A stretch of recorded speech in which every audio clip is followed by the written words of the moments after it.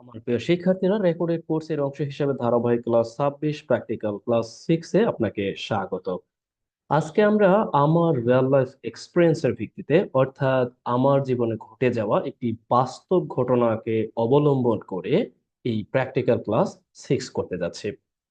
আমরা এই ক্লাসটিতে পূর্ববর্তী যতগুলো ক্লাস হয়েছে এই রেকর্ডেড কোর্সের, অর্থাৎ আমরা পূর্ববর্তী যে 25টি ক্লাস করেছি, 5টি প্র্যাকটিক্যাল ক্লাস সহ সবগুলো ক্লাসেরই একটা রিফ্লেকশন দেখতে পাবো। যাই হোক, আমরা বেশি কথা না বলে শুরু করতে পারি। মাই চাইল্ডহুড লাইফ। আমি আসলে এটাকে চাইল্ডহুড লাইফ বা চাইল্ডহুড মেমোরি না বলে বলতে পারি যে terrible childhood memory of my life, অর্থাৎ আমার জীবনের সবচেয়ে শৈশবে ঘটে যাওয়া ভয়ঙ্কর একটি ঘটনা, এবং একই সাথে আনফরগেটেবল, অর্থাৎ যেটা ভোলা যায় না, এইরকম বিস্মৃতি হিসেবে থেকে যায়। যাই হোক, আমরা শুরু করতে পারি। আমি প্রথমত লিখতে পারি, আমি যে আরিয়াল খাঁ নদীর তীরবর্তী অঞ্চলে বেড়ে উঠেছি সেই সংক্রান্ত একটি বাক্য লিখতে পারি, এবং প্রতিটি বাক্যে আমি কি ধরনের গ্রামার ব্যবহার করেছি সেগুলো আমি আপনাদেরকে অবগত করব। প্রথম যে বাক্যটি আমরা লিখতে পারি যে my childhood life rose on the bank of the river Arial Khan. Okay, এইখানে আমি যে প্রধান ভার্বটি ব্যবহার করেছি রোজ ইন্ট্রান্সিটিভ হিসেবে। আমরা ক্লাস 17 যে ক্লাসটি, সেই ক্লাসটিতে দেখেছিলাম যে কিভাবে আমরা কোন ভার্ব গুলোকে অ্যাজ এ ইন্ট্রানজিটিভ হিসেবে দারুণ ভাবে আমাদের প্রয়োজনে অ্যাক্টিভ সেন্সে ব্যবহার করতে পারি। অর্থাৎ আমার যে এই জীবনটি, আমরা এখানে গ্রো এর যে পাস্ট পার্টিসিপল ফর্ম গ্রো ব্যবহার করতে পারতাম, অর্থাৎ আমার যে শৈশব সেটা মূলত বেড়ে উঠেছে কোথায়? এই যে আড়িয়াল খাঁ নদীর তীরবর্তী অঞ্চলে। আমরা চাইলে অঞ্চলে দিয়ে দিতে পারি what ever. Arial Khan river, এখানে দেখুন আমি নির্দিষ্ট করে নামটা যখন দিয়েছি, এটাকে গ্রামারের ভাষায় বলা হচ্ছে রেস্ট্রিক্টেড অ্যাপোজিটিভ। আপাতত আরো ভিতরে যাচ্ছে না, যেহেতু ইতিমধ্যে আমরা ক্লাসগুলো শেষ করে এসেছি। নেক্সট হইছি যা, অর্থাৎ এই যে যে আড়িয়াল খাঁ রিভারকে আমি নির্দেশ করছি, যে যা মূলত আমাকে শিখিয়েছে, যে হুইজ মেড মি আন্ডারস্ট্যান্ড, যা মূলত আমাকে শিখিয়েছে, শিখিয়েছে বা আমাকে বুঝিয়েছে, বুঝতে সাহায্য করেছে দ্য রিয়ালিটি, বাস্তবতা, যে রিয়ালিটি বর্তমানে আমরা সম্মুখীন হচ্ছি। অ্যাডাপ্টিবিলিটি, অর্থাৎ মেনে নেওয়া বা খাপ খাইয়ে নেওয়া যে ব্যাপারটি আছে। At the same time fighting করতে শিখিয়েছে প্রতিকূল পরিস্থিতির বিরুদ্ধে, and fighting against adverse environment. Have you see? অর্থাৎ এইখানে একটা ব্যাপার লক্ষ্য করুন যে হুইজ, দ্যাট মিনস হুইজ দিয়ে আমি একটি relative pronoun, that means relative pronoun দিয়ে সিম্পলি আমি একটি রিলেটিভ ক্লোজ তৈরি করেছি, এবং এই রিলেটিভ ক্লোজটি কি সম্পর্কে তথ্য দিচ্ছে? এই আরিয়াল খাঁ রিভার সম্পর্কে তথ্য দিয়েছে। অর্থাৎ এই আরিয়াল খাঁ রিভারটি আমাকে শিখিয়েছে যে কিভাবে, হিয়ার ইউ সি, আমরা এখানে আবারও made as a positive verb ব্যবহার করেছি। আমরা জানি যে পজিটিভ ভার্ব যখন ব্যবহার করি, উই নো ওয়েল যে এর পরবর্তী যে ভার্বটি আসে সেই ভার্বটিকে আমরা সাধারণত কি প্রকৃত অর্থেই যে বেস ফর্মে ব্যবহার করে থাকি। এই যে আহ, বাস্তবতা শিখিয়েছে, খাপ খাইয়ে নেওয়া শিখিয়েছে, এট দ্য সেম টাইম পরিবেশের সাথে যুদ্ধ করতে, প্রতিকূল পরিবেশের সাথে যুদ্ধ করে বাঁচতে শিখিয়েছে। এখানে ফাইটিং কে যদি আমি ভার্ব হিসেবে ব্যবহার করি তাহলে অবশ্যই বেস ফর্ম হবে, বাট হিয়ার আমি নাউন হিসেবে যদি ব্যবহার করি তাহলে ঠিক আছে। ওকে, অ্যাডভার্বিয়াল নাউন হিসেবে বলিবা।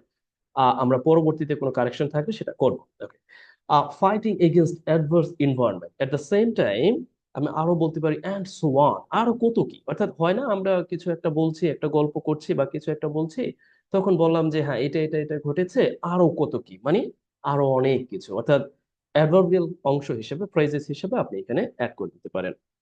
নেক্সট উই সি, আমি সরাসরি গল্পতে চলে যাই।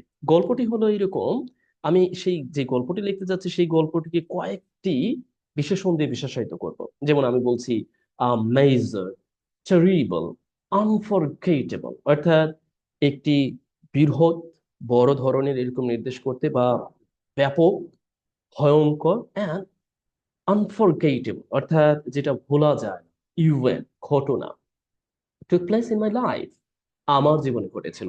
হিয়ার উই সি, আমি আপনাদেরকে অবগত করেছিলাম যে কোন ভার্ব গুলো, অর্থাৎ আমরা যখন ক্লাস 2 করেছি, অর্থাৎ ক্লাস 2 তে জেনেছিলাম যে কোন ভার্ব গুলোকে আমরা ট্রান্সিটিভ করতে পারি এবং ইনট্রান্সিটিভ সেন্সে ব্যবহার করতে পারি। টেক প্লেস, ওয়াকার, হ্যাপেন, এগুলো কখনোই কি হবে না, মূলত প্যাসিভ হবে না। এই জন্য সরাসরি আমরা অ্যাক্টিভ সেন্স দেওয়ার জন্য এইখানে দেখুন ব্যবহার করেছি। বুঝতে পারলেন? ইতিমধ্যে দুইটা ক্লাসের দুইটা উদাহরণ দেওয়া হয়ে গেছে।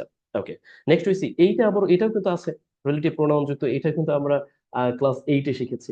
যাই হোক, এরপরে দেখুন যে এইটা আমার জীবনে ঘটেছে। কি ঘটেছে?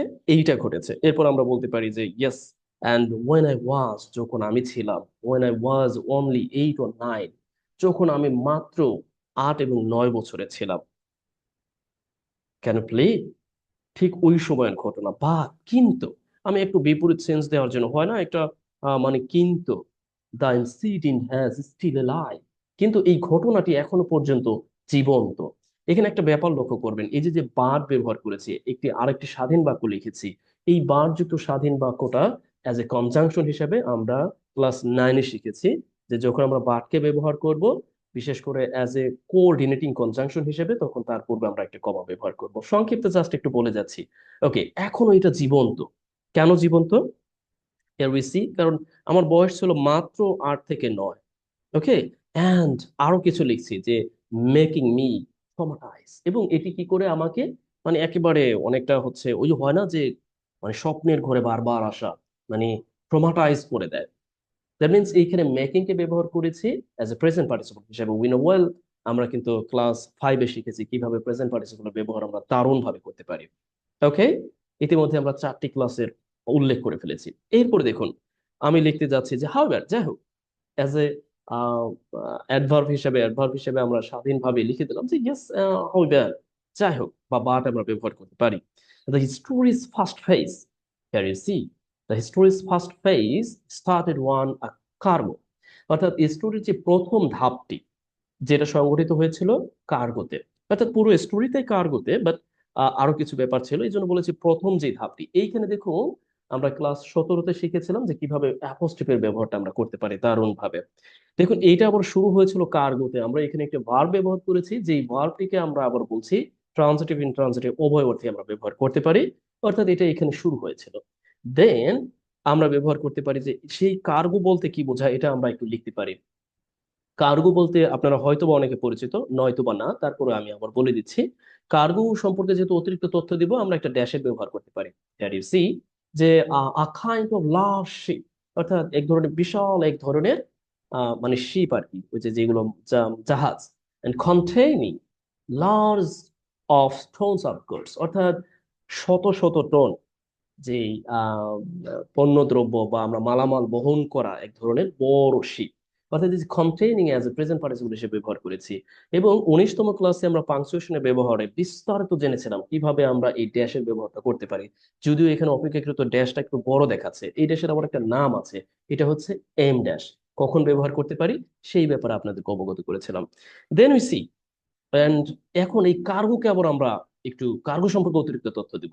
সেটা আবার আমরা কিভাবে দিতে পারি? আমরা জানি যে অতিরিক্ত তথ্য আমরা ইউজ করতে পারি and using relative pronoun to make up relative clause, here you see, and which was anchored, অর্থাৎ নোঙ্গর করা হয়েছিল on the bank of the river Arial Khan, অর্থাৎ আরিয়েলখা রিভারের কিনারায় নোঙ্গর করা হয়েছিল। Here you see, and then আমরা কি বলতে পারি যে হিয়ারিং, ওই ওই সংবাদটি শুনে, অর্থাৎ আমরা যখন ওই সংবাদটি শুনলাম যে ওখানে নোঙ্গর করা হয়েছে, তখন আমরা যেটা করেছি জাস্ট ওয়েট টু সি, যে hearing the news of that event, অর্থাৎ সেই সংবাদটি শুনে, এই যে যে আমি লেখাটি লিখলাম, এই লেখাটাকে বলা হচ্ছে প্রেজেন্ট পার্টিসিপল ফ্রেজেস। এটাও আমরা শিখেছি কোথায়? ক্লাস 5-এ। অর্থাৎ hearing the news of that event, সেই সংবাদটি শুনে, হিয়ার ইউ সি, আমি লিখলাম যে আমি। এখন আমি আরো অনেকের সাথে এসেছি সেটা লিখলাম। দ্যাট মিনস আমি বললাম যে and together with my senior brother, অর্থাৎ সিনিয়র ব্রাদারের সাথে, and, তার নাম আবার দিয়ে দিয়েছি। এটাকে আবার আমার ভাষায় বলা হয় রেস্ট্রিক্টেড অ্যাপোজিটিভ। মিজানুর রহমান আমার এই আপন ভাই, তাদের নিয়েই আমার এই গল্প। অ্যান্ড নাইবার, এবং আরেকজন প্রতিবেশী আছে যার নাম ছিল তৌহিদ হোসাইন, অর্থাৎ তৌহিদ হোসেন নামের একজনের সাথে হিয়ার হয়েছে, এখানে নেম দিয়েছি, এর অর্থটা হচ্ছে তৌহিদ হোসেন নামের একজন প্রতিবেশী ছিল এবং আমার যে ব্রাদার তার সাথে। এই পর্যন্ত অংশটাকে আমরা অতিরিক্ত তথ্য হিসেবে লিখছি। And using the prepositional phrases together with, we know well, আমরা যখন টুগেদার উইথ, অ্যাকম্পানিড উইথ, আরো যেগুলো আছে উল্লেখ করা আছে, সেগুলো যখন ব্যবহার করি সাধারণত আমরা সাথে বলতে অর্থ দিতে ব্যবহার করে থাকি। অর্থাৎ আমরা সেখানে গিয়েছিলাম, ওয়েন্ট দেয়ার, কি ওয়েন্ট দেয়ার, অর্থাৎ সেখানে গিয়েছিলাম। এরপর আমরা বলতে পারি অ্যান্ড গট অন দ্য সেই, এবং আমরা ওই শিপে উঠেছিলাম। দেখুন আমরা যখন আরেকটি স্বাধীন বাক্য লিখবো অথবা আরেকটি ভার্ব যুক্ত অংশ লিখবো, and using coordinating conjunction, here you see, যে আমরা শিপে উঠেছিলাম, সেখানে গেলাম এবং আমরা শিপে উঠলাম। এট দ্য সেম টাইম আমরা কি করলাম যে জাস্ট এনজয় করা শুরু করে দিলাম, যে অ্যান্ড এনজয় দ্য মোমেন্ট, এবং আমরা কি সেই মুহূর্ত এনজয় করা শুরু করে দিলাম। ইউ সি, দেন আমাদের সেই অর্থাৎ টার্নিং পয়েন্ট চলে আসলো, যেটা মূলত শুরু হয়েছে ভয়ঙ্কর রূপে। এখন আমি লিখতে পারি যে আমার যেই মূলত আহ আশ্চর্যজনক বা আমার যেই দারুণ একটি সময় অ্যান্ড ইমিউজমেন্ট হিয়ার, আমার যেই আনন্দক্ষণ পরিস্থিতি উইথ ফ্রেশ এয়ার, একেবারে নির্মল বাতাস and the eye catching scenario at the same time, যে একেবারে চোখ ধাঁধানো, here you see, eye catching, eye catching scenario, চোখ ধাঁধানো দৃশ্যাবলী suddenly turn into a dark sky, অর্থাৎ একটি ভয়ঙ্কর পরিস্থিতিতে পরিণত হলো। মানে আমি যে এটাকে এনজয় করতেছিলাম এবং আমার যে একেবারে এক কথা হচ্ছে মানে মানে এরকম যে আশ্চর্যজনক এক কথা অভিভূত হওয়ার মতো যে অ্যামিউজমেন্ট বা এই যে যে অ্যামিউজমেন্ট অর্থাৎ যে আনন্দক্ষণ পরিস্থিতি, যেটা মূলত ইয়ার বাতাসে জুড়েছিল, এখানে হচ্ছে অ্যাডজেক্টিভ ফ্রেজেস এর সাহায্যে আমরা এগুলোকে অ্যাড করেছি। অর্থাৎ এগুলোকে বলা হয় প্রিপোজিশনাল ফ্রেজেস, আর পুরো অংশটাকে we can say the adjective phrases. যে এই যে যে ইয়ার বাতাস, সরি টু ফ্রেশ বাতাস এবং চোখ ধাঁধানো যে পরিস্থিতি, সব কি হলো, টার্ন ইনটু ডার্ক স্কাই, অর্থাৎ একেবারে একটি ভয়ঙ্কর পরিস্থিতিতে পরিণত হলো। তারপরে আমরা কি বলতে পারি, কেন পরিণত হলো, এইটা আমরা বলতে পারি যে পরিণত হওয়ার পিছনে প্রধান কারণ ছিল and then when I was, আমরা আরেকটি অ্যাডভার্বিয়াল ক্লোজ তৈরি করলাম using conjunction when I was standing on the other boat, অন্য একটি বোটে আমি দাঁড়িয়েছিলাম। অর্থাৎ এই যে যে এই পরিস্থিতিটা ঘটলো যখন আমি অন্য একটি বোটে দাঁড়িয়েছিলাম। তারপর আমরা বলতে পারি যে বোটে দাঁড়িয়েছিলাম বিকজ অর হোয়াট এভার। এখন বোটটি সম্পর্কে আমরা একটু তথ্য দিব। সেটা কিভাবে দিতে পারি, যে এটা অনেকটা হচ্ছে আমরা ব্র্যাকেটের সাহায্যে দিতে পারি অথবা আমরা ড্যাশের সাহায্যে দিতে পারি। আমরা বললাম যে like a tugboat, tugboat that means হচ্ছে ওই যে হয় না যে ছোট্ট একটি বোট বা একটা স্পিড বোর্ডের মতো অনেক বড় একটা মেশিন থাকে এবং সেটা অন্য একটি বড় জাহাজকে মানে ঠেলে সামনে নিয়ে যায়। যেমন দেখুন লাইক এ টাগবোট, অর্থাৎ যেটা সাহায্য করে আর কি, দ্যাট অ্যাকচুয়ালি হেল্প, অর্থাৎ যেটা মূলত সাহায্য করেছিল তা বিগন অর্থাৎ ওই বড় শিপটিকে move forward to a destination, অর্থাৎ এটির যে গন্তব্য আছে অর্থাৎ গন্তব্য যেতে মূলত অর্থাৎ সামনের দিকে এগিয়ে যেতে সাহায্য করতেছিল।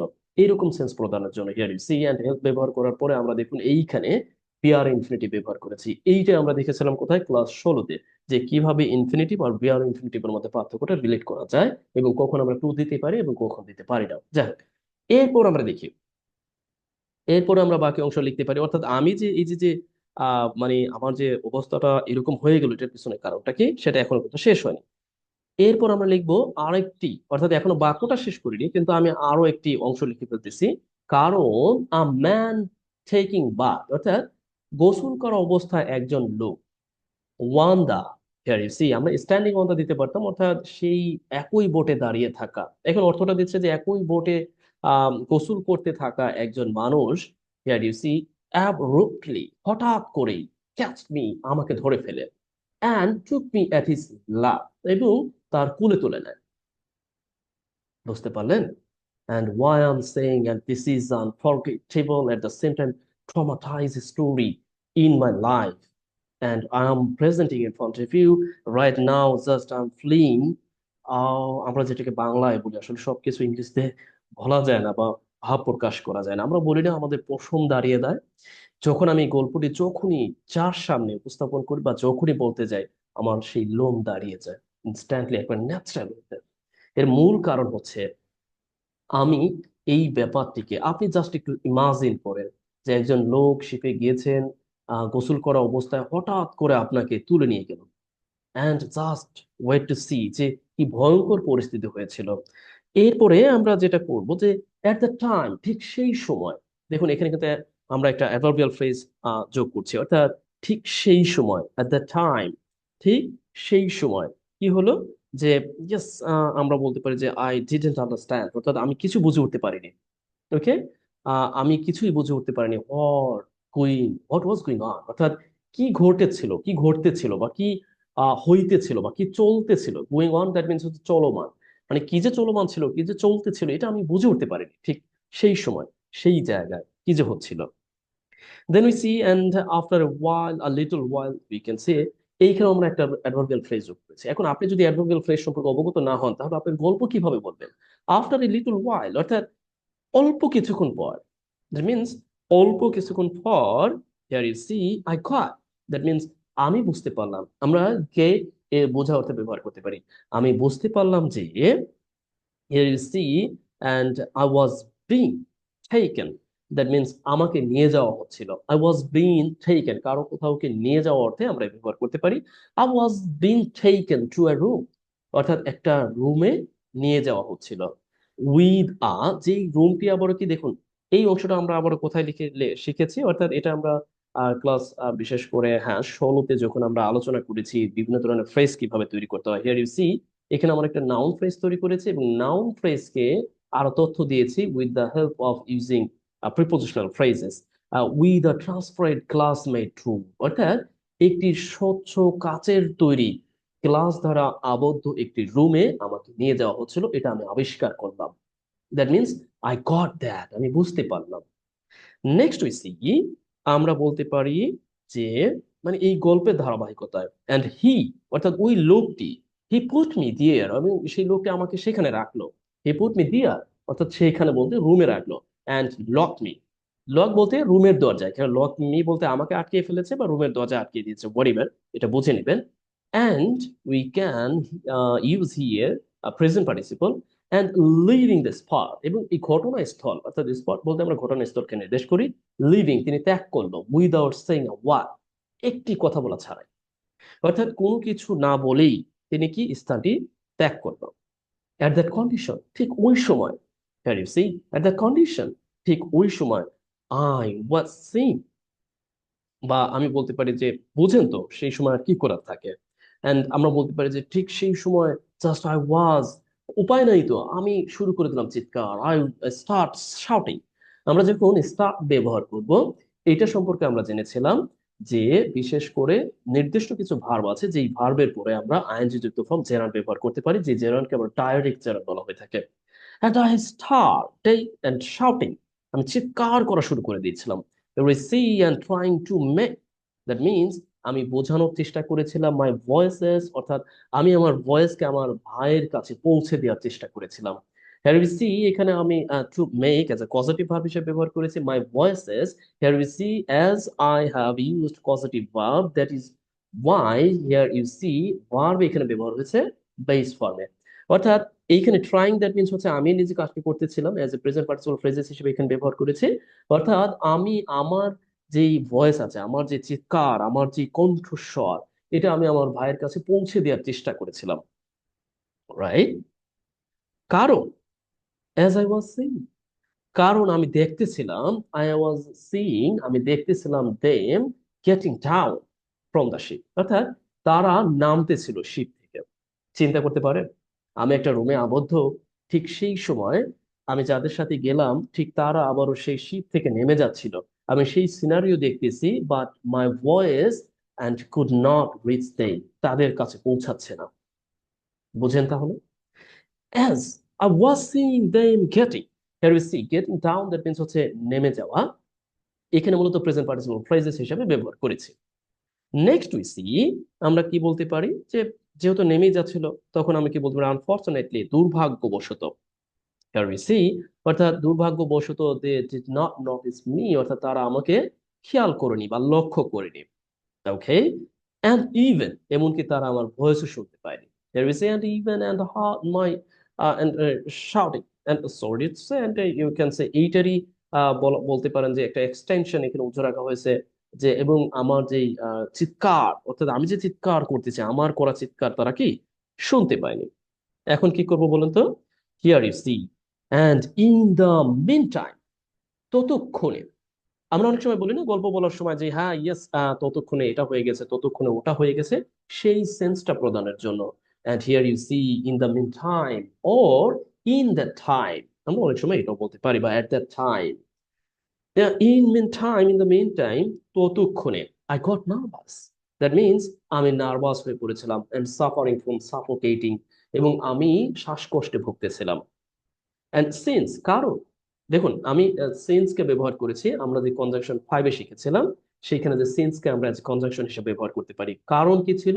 দ্য রুম ওয়াজ টাইনি, রুমটি ছিল ক্ষুদ্র, and covered with steel or iron, sorry to say, এখানে ভুল হচ্ছে কেন, ওকে, আয়রন মেড ওয়াল, অর্থাৎ আয়রন মেড ওয়ালের তৈরির সাথে আরো কিছু ছিল, এইগুলো দিয়ে তৈরি। আমরা এটা শিখেছিলাম যখন আমরা কম্পাউন্ড অ্যাডজেক্টিভের ক্লাস বা কম্পাউন্ড ওয়ার্ডের ক্লাসটি করেছিলাম তখন।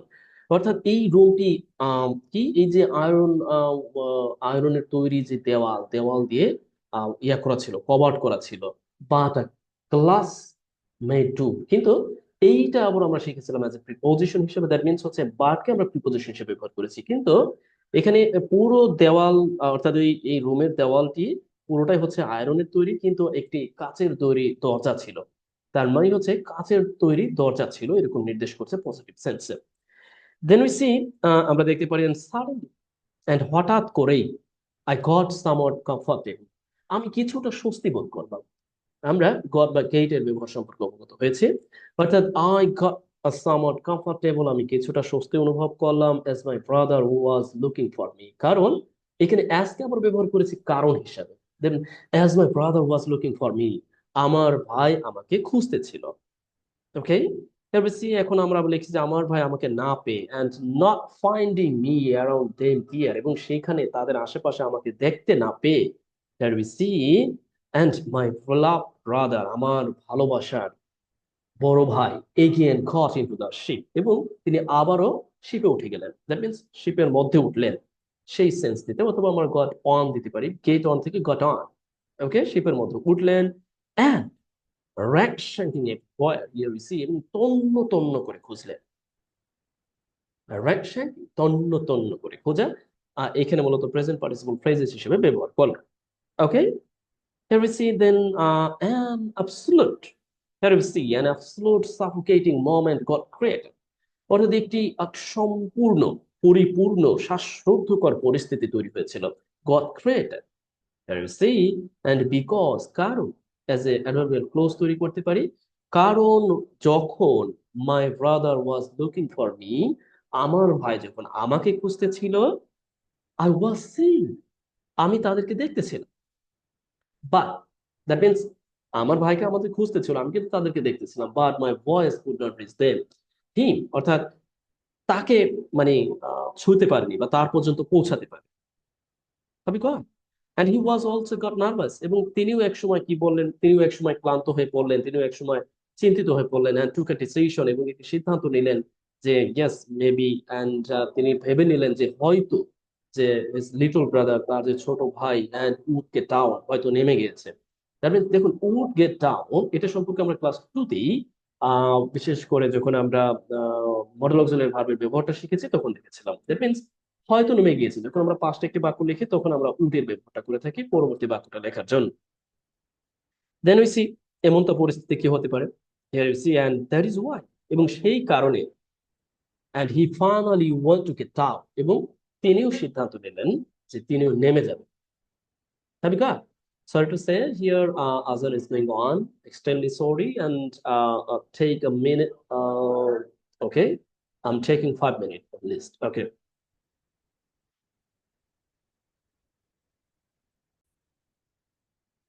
আমার প্রিয় শিক্ষার্থীরা, আজানের পর আবার ফিরে আসলাম। যাই হোক, আমরা বাকি অংশ শুরু করতে পারি।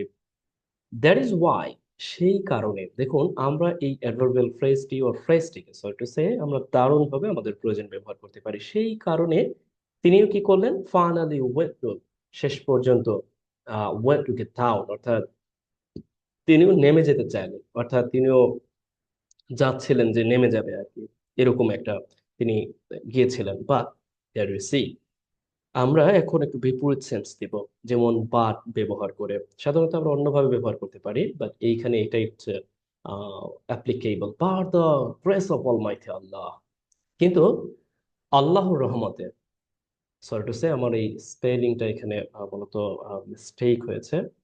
ওকে, এখানে মূলত হবে অল মাইটি। ওকে, ওকে, আমরা একটু পর ঠিক করছি। But the grace of almighty Allah, এই সর্বশক্তিমান আল্লাহর কুদরতে, তার কৃপায়, এটা আমরা বলতে পারি যে, অ্যান্ড অ্যান্ড হি, মূলত আমার যে ভাই, and keep his eyes on the, অর্থাৎ আমার সেই ভাই কি করলো মূলত, এই যে যে স্মল যে বোর্ডটি আছে, যে বোর্ডটিতে মূলত আমাকে রাখা হচ্ছে, সেই বোর্ডটির দিকে চোখ রাখলো ফর দ্য লাস্ট টাইম, অর্থাৎ একেবারে শেষবারের জন্য, অ্যান্ড নটিস মি, এবং আমাকে খেয়াল করলো। Have you got? আমার ভাই ঠিক শেষ দিকে এসে যখন নেমে যাচ্ছিল, ঠিক ওই সময় আল্লাহ তাআলার কৃপায় তিনি শেষবারের মতো নৌকাটির দিকে তাকালো এবং আমাকে দেখতে পেল। অ্যান্ড ফাইনালি, দ্যাট মিনস সে কিন্তু খুব দ্রুত, কথা হচ্ছে যখনই দেখতে পেয়েছে, অ্যান্ড ইন এ হারি, এখন আমরা অ্যাডভার্বিয়াল ফ্রেজ ব্যবহার করলাম যে ইন এ হারি, দ্রুততার সাথে। ওকে, দ্রুততার সাথে তিনি কি করলো, অর্থাৎ আমার কাছে গেল। দ্যাট মিনস পৌঁছানো অর্থেও আমরা গেটকে ব্যবহার করতে পারি, সে সম্পর্কে আমরা অবগত হয়েছি। অ্যান্ড হি গট মি, অর্থাৎ আমার কাছে গেল, আমাকে পেল। And finally I came back, অর্থাৎ ফাইনালি আমি ফিরে আসলাম। অবশেষে আই কেম ব্যাক, আমি ফিরে এসেছিলাম অ্যালং উইথ মাই ব্রাদার সন, অর্থাৎ যত দ্রুত, অর্থাৎ তড়িৎ গতিতে, ওকে, দ্রুততার সাথে আমি আমার ভাইয়ের সাথে ফিরে এসেছিলাম। অ্যালো উইথ তো আমরা প্রিপোজিশন অর্থাৎ প্রিপোজিশনাল ফ্রেজ হিসেবে আমাদের প্রয়োজনে আমরা ব্যবহার করতে পারি। As the ship was about to leave, কারণ জাহাজটি ততক্ষণে প্রায় ছেড়ে দিচ্ছিল।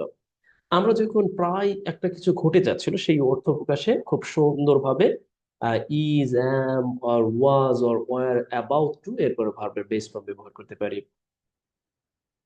আমি জানি হয়তোবা এই গল্পটি শেষ পর্যন্ত যিনি দেখেছেন বা শুনেছেন, কে কিভাবে নিয়েছেন, আপনারা সবাই মন্তব্য করে অবগত করতে পারেন। এটা কোনো বানানো গল্প না, বা এটা কোনো স্বপ্নের গল্প না, এটা আমারই সাথে ঘটে যাওয়া গল্প।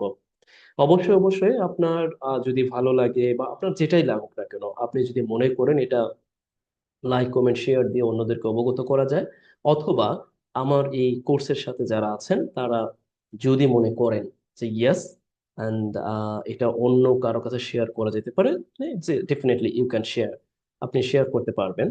আর সবচেয়ে বড় কথা হলো এখান থেকে আপনি জানতে পারবেন বা শিখতে পেরেছেন কিনা, এবং ওভারঅল আমরা যে প্র্যাকটিক্যাল ক্লাসগুলো করলাম সেই সম্পর্কে আমরা অবগত হতে পারলাম কিনা। যাই হোক, এই ক্লাসের পর থেকে আমাদের পরবর্তী যে ক্লাসগুলো সব হবে যত গুরুত্বপূর্ণ ভোকাবুলারি আছে, অর্থাৎ এখানে আমি যে অ্যাডভার্বিয়াল ফ্রেজেস গুলো ব্যবহার করেছি, অর্থাৎ আমার লেখাকে গুরুত্ব দেওয়ার জন্য, সেইগুলো সম্পর্কে আমরা ধারাবাহিকভাবে ওয়ান বাই ওয়ান একটার পর একটা ক্লাস করে যাব। এরপর আবারও শুধুমাত্র ফ্রেজেস এর উপর, শুধুমাত্র ওয়ার্ডের উপর, শুধুমাত্র ভোকাবুলারির উপর আবারও আমাদের পুনরায় ক্লাস, অর্থাৎ এই প্র্যাকটিক্যাল ক্লাস শুরু হবে। যাই হোক, আপাতত আজ এই পর্যন্তই। আশা করছি যে আপনার জন্য রাখা কাজ, অর্থাৎ আপনিও ঠিক এইরকম ভাবে এই কোর্সের সাথে থেকে পূর্ববর্তী ক্লাসগুলো দেখে এরপর ফাইনালি আপনি এই যে 25টা বা 30টি ক্লাসের বেসিসে যে গ্রামাটিক্যাল স্ট্রাকচার অফ ফাংশন গুলো শিখেছেন, তার ভিত্তিতে আপনিও আপনার চাইল্ডহুড মেমোরি নিয়ে অথবা আপনার জীবন বৃত্তান্ত নিয়ে আপনি একটা বাক্য লিখতে পারেন। আজ এই পর্যন্তই। আর ভালো থাকুন, সুস্থ থাকুন, দোয়া করি। আল্লাহ হাফেজ।